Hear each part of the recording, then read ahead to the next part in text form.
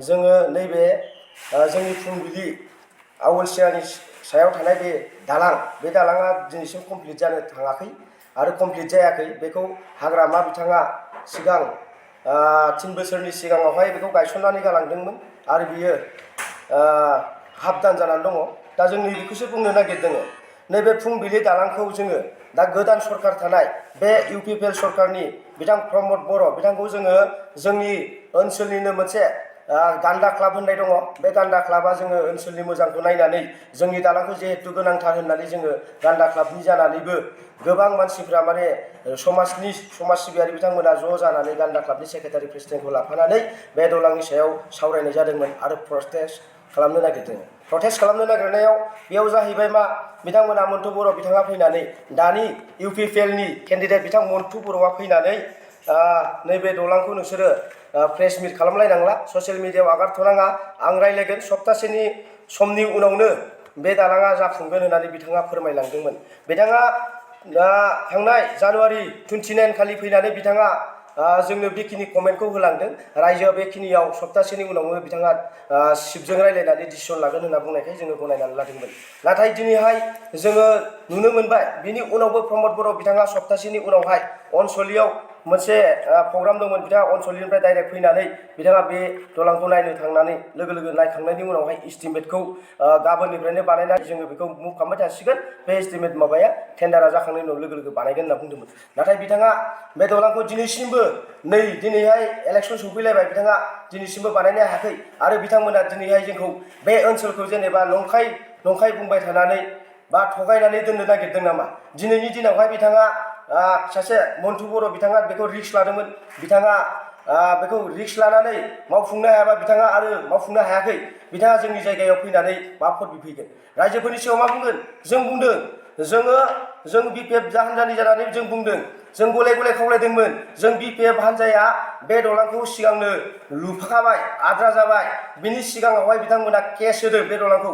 बे केस होनायनि उनावहाय बिपिएफनि दिनाव जिखिनि लामा दालां जानाय, बिटिसि ओनसोलाव जिखिनि वान टाइम स्पेसियेल पेकेजनि बे सेन्ट्रेल स्किममोन, बे सेन्ट्रेल स्किमनि गासैबो स्किमनि एगेन्स्टआव बिथांमोना फैसा जाख्ल'दों होननानै बिथांमोना माने बे केस होनायनि उनावहाय बिपिएफनि दिनाव जिखिनि लामा दालां जानाय, बिटिसि ओनसोलाव जिखिनि वान टाइम स्पेसियेल पेकेजनि बे सेन्ट्रेल स्किममोन, बे सेन्ट्रेल स्किमनि गासैबो स्किमनि एगेन्स्टआव बिथांमोना फैसा जाख्ल'दों होननानै बिथांमोना माने माबा खालामदोंमोन, अजद दैखांदों आरो लोगोसे बिथांमोना केस होनानै होदों। दा केस होनाय लोगो बिथांमोननि नैबे दालाङा, जेनेबा जोंनि बिपिएफनि बानायनाय समावहाय नैबे दालांखौ बिथांमोना केस होनाय लोगो बे हाबदान जानानै थादों। आरो मोनसे खोथाखौ जों बुंगोन, बिनि अनगायै गोबां बुंनो दङ। जोङो गभर्नमेन्टखौ जोङो बुंगोन, इउपिपिएल गभर्नमेन्टखौ। इउपिपिएल गभर्नमेन्टआ दिनैहाय पिएमएवाइआव 800निफ्राय 900 1000-1500सिम जों लानाय खोनादों। पिएमएवाइ न'नि एगेन्स्टआव गंसे न'आव 1000 आरो 1500, 800, 900 बेबायदि बिनिफ्राय जागायो। मेम्बार चेयारमेनफ्रा लायो। आरो मोनसे खोथाखौ जों बुंबावगोन, अरुण'दय स्किमावहाय मा जादों, जोङो जायबायदि मानसिफोरा बिथांमोना बिधबा, 1 नाम्बाराव माबा जानांगौआ बिधबाया जानांगौ, बिधबाया मोननांगौ, बिधबाया मोननो हायाखै। आरो बिनि एगेन्स्टआव जों बुंबावगोन, बिधबानि अनगायै जाय बिथांमोना बुरैनानै थादों, रावबो ओरैनो बुरैनानै थाया, बुरैनानै थानाय बिथांमोना मोननांगौमोन। आरो बिनि उनावहाय दंबावो गोरिब गुन्द्रा, जायफोरा बिथांमोना गोरिब बिथांमोननोबो होनो हायो। बे बिथांमोना अरुण'दय स्किमखौ गावसोरनि जायफोर इउपिपिएलनि लिडार बिथांमोननि हिनजावफोरासो मोनदों, बिथांमोननि न'खरावसो नुनायखौ जों नुनो मोनदों। दा जोङो फुंबिलि प्राइमारि बिपिएफनि जानानै जों अजद दैखांगोन। नैबे जोंनि बे ओनसोलावहाय जोङो नैबे दालाङा मेजर, बे दालांखौ बिथांमोना मावफुंनो हायाखै, बिथांमोना जोंखौ थगायबाय। आरो मोनसे खोथाया जाहैबाय, जोङो नैबे जोंनि फुंबिलि हालामनि बे ओनसोलाव आरो दिहिरा दं मोनसे, जोंहा बे ओनसोला एनसि भिलेज, बे एनसि भिलेजखौबो बिथांमोना दिनैहाय रिभिनिउ खालामना होनो हायाखै। दाखालि फेरेंगा बिथाङा फैदों सिब्रुबारियाव, बिथाङा बुंदों सासे मानसिया 7 बिगा 8 बिगानि अनगायै बारा मोना। बिथाङा मिथिया नामा? बिथाङा मिथिनांगौमोन।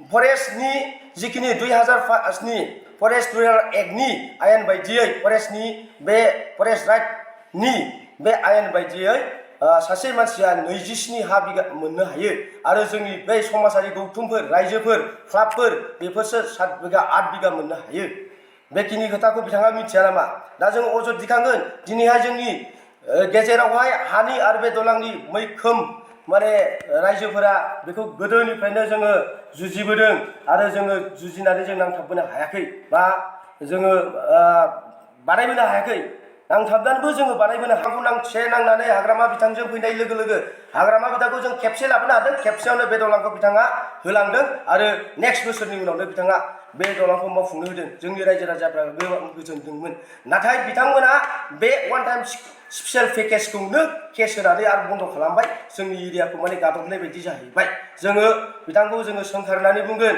इउ पि पि एल गभर्नमेन्टखौ जों बुंगोन बिथांमोना खुगायावल' गोदै गोदै बिथांमोना जेबो मावनो हायाखै जों बेखौ बुंगोन दा जोङो फुंबिलि प्राइमारिनि जि दुखु मोननाय आरो जोङो बिथांमोनखौ जोङो माने बिथांमोननि एगेन्स्टआव जोङो बे खोथाखौ बुंबाय आरो जब कार्डनि खोथाखौ आङो बुंगोन जब कार्डनि खोथाया जाहैबाय जब कार्डआ गोदो बिपिएफनि दिनावहाय मानो अफिसाव थायो होनना बुंदोंमोन जब कार्डआ बिपिएफनि दिनाव अफिसाव थायोमोननो गावसिनि दिनावलाय अबाव थाखो गावसिनि दिनावथ' अफिसावनो दङ दा जब कार्डखौ गावसोर मानो लाना दोनहैदों जब कार्डआव हारसिंनो फैसा थायो हाबो होनदोंमोन जब कार्डआव माबोरै हारसिंनो फैसा हाबो खामानि मावबासो मोनगोन खामानि मावग्राया मोननांगोन पाब्लिकआ मोननांगोन बिथांमोना माबायदि मावदों ट्रेक्टराइज खालामदों बिथांमोननि ट्रेक्टराइज खालामनायखौ जों नुवाखै नामा जोङो खिन्थु डेभेलप जानांगौ होननानै जों बुंदों खिन्थु बिथांमोना जब कार्डखौ अफिसाव दोना होनना बुंदों मानो दोनहैदों बिथांमोनाबो अफिसावनो दोनदों बिथांमोना जब कार्डनिफ्राय आरो बिथांमोननि जब कार्डनिफ्राय बिथांमोना 50-60 बिदि % लायो जिहेतु बिसोर ट्रेक्टरजों मावदों बेखौ जों मोजाङै मिथिगौ बेखौ जों दुखु मोनदों रायजोफोरा मोननांगौ बेखौ रायजोफोरा सासेयाव दिन हाजिरा हिसाबै 212 थाखा मोनो बेखिनि फैसाखौ मोननांगौ जोङो खावलायदों जोङो गोरिब गुन्द्रानि जिखिनि जब कार्ड मावनानै जाग्रा बिथांमोना फुरायैनो मोनजोबनांगौ मा 50-60 लालायनाय खोथा बेलाय बे खस्थ' मावनानै मोननाय माबाखौ गोरिब गुन्द्राखौ मान जानांगौ जों बेखौ दुखु मोनदों